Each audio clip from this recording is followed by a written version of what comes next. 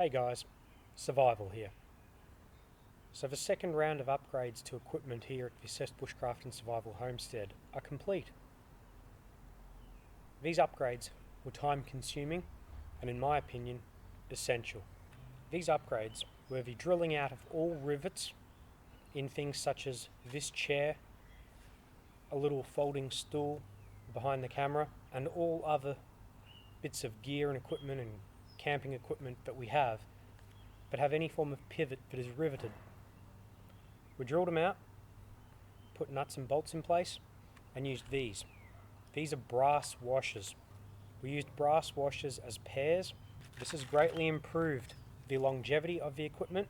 It's added a lot of rigidity to the equipment, and it makes it significantly easier to adjust the tightness of all joints. We also converted all guy ropes and tie downs on equipment such as tents, tarps, and the like to heavily reinforced eyelets, allowing us to replace lines as required. It also allows us to retrofit and interchange various types of cordage, lines, straps, and the like based on what is currently available or what is not in use. It also gives us the advantage that if we need to use some of the lines from some of the tents to help tie equipment down or tie equipment onto a pack, that's now an option. Previously, it wasn't. And I also wanted to share one other bit of equipment with everyone.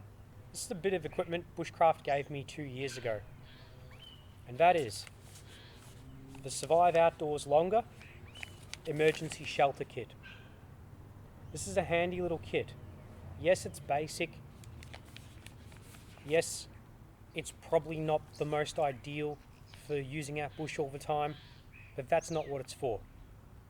It is, as its name says, an emergency shelter. So it's got 4 mini tent pegs with it.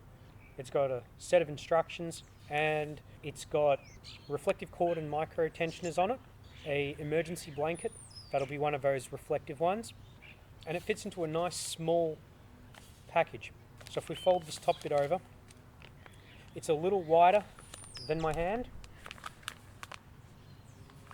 It's about the length from my wrist to just short of the last joint on my middle finger,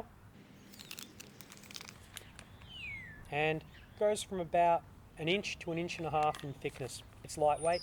You can always chuck it in the back of your vehicle, but I would advise, do not leave it in your vehicle where it's exposed to thermocycling, so large changes in temperature for prolonged periods of time, as this may degrade the materials that it is made from. This is the kind of thing that Bushcraft and I may look into coming up with an alternative to one of these kits should you not be able to find them in your area. If you can find them, grab one. They're worth the money. But you have to keep in mind, these are an emergency shelter. They're not a primary shelter. Don't expect them to last. Don't expect them to be as comfortable as a normal shelter. The other thing is, what your idea of comfortable is does not always match my idea of comfortable. It is a very subjective topic. As such, your mileage may vary. So if we take a moment and go back to what the major equipment upgrade and improvement was this week, a lot of people do wonder, why do you care about how tight pivot joints, hinge joints, etc. are? Why not just leave the rivets in, leave the integrated washers? Well, it's very simple.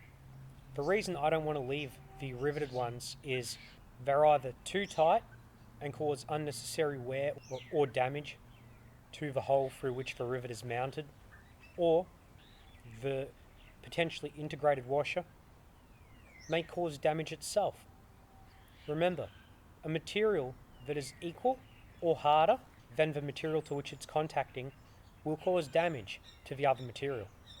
By swapping to brass washers, I know that the brass is softer than the material that the chair, the stool, and other equipment is made of. As such, I know that I'm going to increase the longevity of it.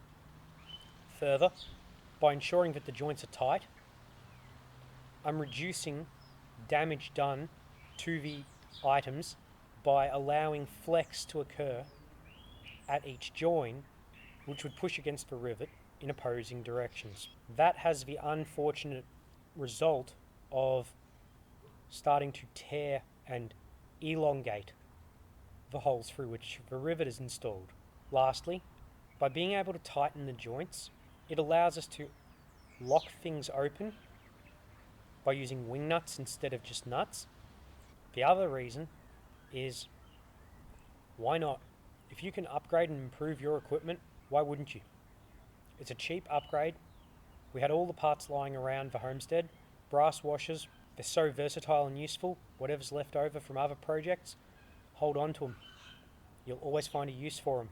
When a piece of equipment fails, salvage whatever parts from it you can. Minimise what goes to waste. Minimise what gets thrown out or what gets sent to a recycling centre. Keep as many useful components, nuts, bolts, screws, clips, gears, wheels, etc. Keep as many of those things as you can from each piece of equipment that no longer works.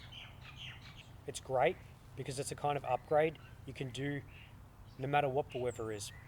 Most of the last week it was bucketing. It was impossible to go outside, but we could go into the garage or the shed and we could perform these upgrades. And lastly, as a prepper, if you can upgrade your equipment to make it better, make it save you money by lasting longer, that's something you should do, and that's worthwhile.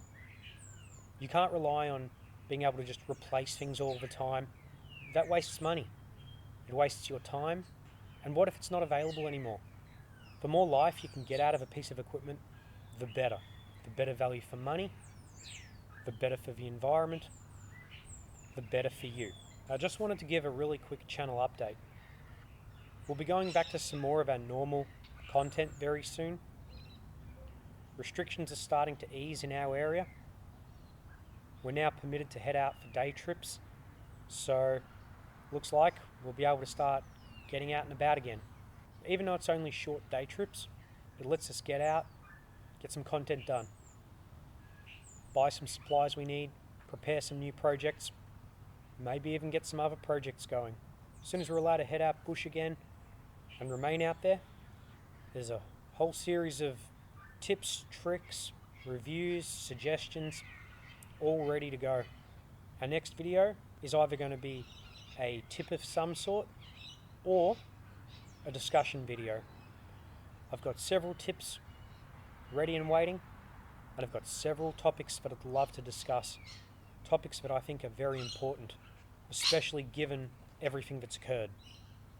So as always, take care and stay safe in the bush.